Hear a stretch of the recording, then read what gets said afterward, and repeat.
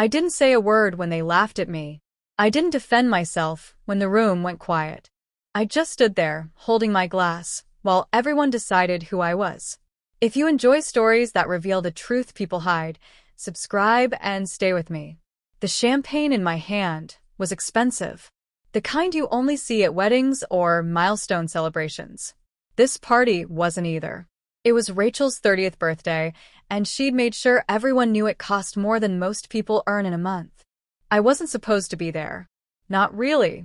Rachel and I had been friends once, back when neither of us had anything.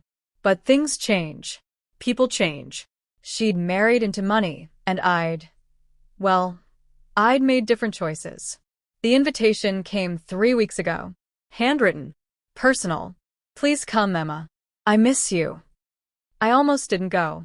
Something in my gut told me not to. But I went anyway. The moment I walked in, I felt it. Eyes following me. Whispers behind champagne flutes. Rachel's new friends, the ones with designer everything and smiles that didn't reach their eyes. They looked at me like I was wearing the wrong costume to their play. My dress was simple. Clean. Appropriate. But next to their silk and diamonds, I might as well have shown up in rags. Rachel saw me and waved. Her smile was bright. Too bright.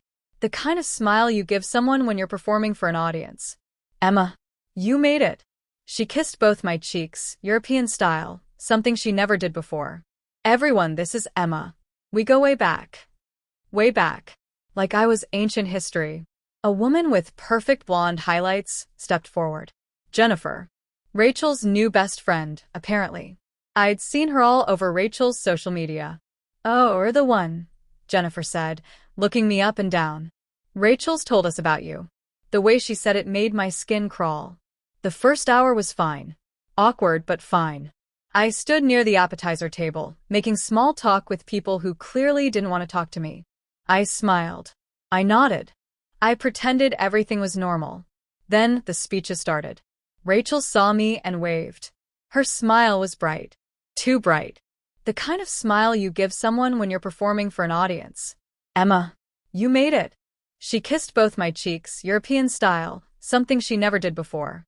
Everyone, this is Emma. We go way back. Way back. Like I was ancient history. A woman with perfect blonde highlights stepped forward. Jennifer. Rachel's new best friend, apparently. I'd seen her all over Rachel's social media. Oh, you're the one, Jennifer said, looking me up and down. Rachel's told us about you.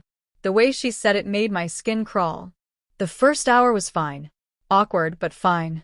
I stood near the appetizer table, making small talk with people who clearly didn't want to talk to me. I smiled. I nodded. I pretended everything was normal. Then the speeches started. Rachel's husband, Marcus, went first. Talked about how lucky he was, how Rachel had transformed his life, how she deserved everything beautiful in this world. Sweet. Expected. Then Jennifer stood up. I want to talk about growth, she said, glass raised. About how Rachel has become the woman she was always meant to be. How she's left behind the things that were holding her back. Her eyes found mine across the room. We all have pasts we're not proud of. People we used to know when we didn't know any better. Rachel's journey has been about surrounding herself with people who lift her up, not drag her down. The room went quiet. Not completely, but enough. Enough for me to hear my own heartbeat. Enough for me to feel 40 pairs of eyes turned toward me. I didn't move. Rachel laughed, this nervous little sound. Jennifer, come on. No, I'm serious, Jennifer continued. You've worked so hard to build this life. To be here. You shouldn't feel guilty about leaving people behind who couldn't keep up. Someone near me whispered to their friend. Is that her? Another voice. I heard she still works retail. I gripped my glass tighter. Marcus looked uncomfortable. A few people shifted in their seats. But no one stopped her. No one told Jennifer to sit down. I mean, look around this room, Jennifer went on. Everyone here has achieved something. Built something. We're not the same people we were at 20, struggling and making excuses. We evolved. She looked directly at me. Some people never do. The silence that followed was crushing. I could feel my face burning. my throat closing. Every instinct screamed at me to say something, to defend myself, to walk out. I did nothing. I just stood there, holding my glass of champagne I could barely afford to bring as a gift, and let them think whatever they wanted to think. Rachel walked over to me. Finally. I thought maybe she'd say something. Apologize. Explain. Instead, she touched my arm and whispered, "Maybe it's best if you go. It's awkward, you know?" Even she wanted me gone. I set my glass down on the nearest table. My hands were shaking, but I kept my face neutral. Calm. I walked toward the door. Slowly. Every step felt like walking through water. Behind me, the party resumed. Laughter. Music. Like I'd never been there at all. I was halfway to my car when I heard footsteps behind me. "Excuse me." I turned. An older man in an expensive suit stood there. Distinguished. Gray hair, kind eyes. I'd seen him at the party, but didn't know who he was. "I'm sorry," he said. "I couldn't let you leave without saying something." I didn't know what to say, so I said nothing. "My name is Robert Chen. I'm Marcus's father." He paused. "I know who you are, Emma. And I know what you did." My chest tightened. He continued. 3 years ago, when my son was drowning in debt and poor decisions, someone co-signed a loan for him. A significant loan. Without that, he would have lost everything. His business, his home, his future. I looked down. I didn't want to hear this. Not now. Marcus never told Rachel. He was ashamed. Ashamed that he needed help. Ashamed of where he came from. But I know. And I know that person was you. The parking lot suddenly felt very small. "I also know," he said quietly, "that you're still paying off that loan. That it nearly destroyed your credit. That you sacrificed your own stability for someone who doesn't even acknowledge you anymore." Tears threatened, but I blinked them back. "Why didn't you say anything in there?" he asked. "Why did you let them treat you like that?" I finally found my voice. It came out hoarse. Because defending myself would have meant exposing him. And despite everything, I didn't want to do that to Rachel. She loves him. She doesn't need to know that the life she thinks he built was only possible because of someone she just kicked out of her party.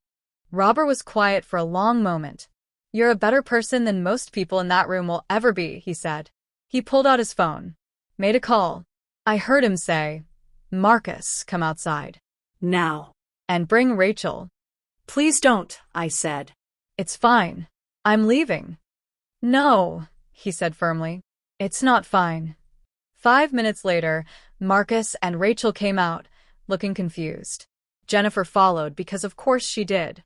Robert turned to his son. "Tell your wife the truth. Tell her who Emma really is. Tell her about the loan. All of it." Marcus went pale. "Dad. Now." I watched Marcus struggle. Watched him try to find a way out. There wasn't one. The truth came out slowly. Painfully. How he'd been on the verge of bankruptcy. How I'd helped him when no one else would. How he'd promised to pay me back and never did. How he'd built his success on a foundation I'd mortgaged my own future to provide.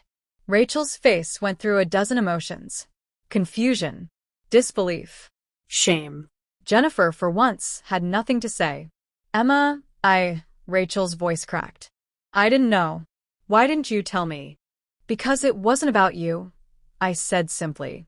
"It was about helping someone I cared about. I didn't do it for recognition. But I just. She couldn't finish. Robert put a hand on my shoulder. "Marcus will be paying you back. With interest. Starting tomorrow. And if he doesn't, he'll answer to me." Marcus nodded quickly. "Yes. Of course." "Emma, I'm so sorry." "I should have." "You should have done a lot of things," I interrupted. "But you didn't. And that tells me everything I need to know." I looked at Rachel one last time. "I hope you're happy. I really do. But I think we both know our friendship ended a long time ago." I walked to my car. Got in. Drove away. I didn't look back. 2 days later, the money hit my account. All of it. Plus 3 years of interest. Enough to change everything. But the truth is, I'd already changed. Somewhere between standing silent in that room and walking out with my dignity intact, I'd realized something. The people who truly matter never make you beg for respect. They never make you prove your worth. They see it and they honor it, without you having to say a word. Sometimes the strongest thing you can do is stay silent. Not because you're weak. Not because you have nothing to say. But because you know your truth doesn't need defending to people who've already decided not to see it. And that's more powerful than any words could ever be.